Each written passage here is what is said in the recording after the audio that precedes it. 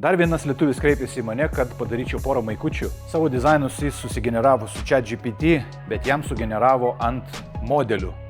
Kadangi buvo dizainiuose keiksmažodžiai, jis nebegalėjo perdaryti tų dizainų ir atsiųs man tik tai failus. Jis atsiuntė savo modelius, jis atsiuntė... ką atsiuntė? Tai va, jis atsiuntė nuotraukas ir paprašė, kad aš perdaryčiau jam šitos failus.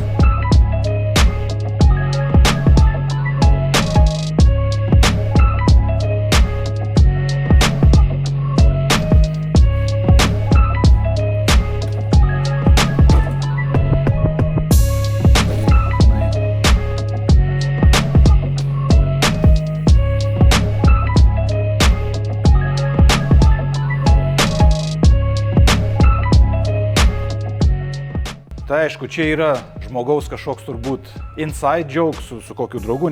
Nelabai žinau, ką reiškia tie pasisakymai, bet jeigu jums reikia savo custom marškinėlių ir nemokot jūs juos susikurt, galit parašyti į WhatsAppą, telefonas paliktas profilį ir mes kažką sukursim.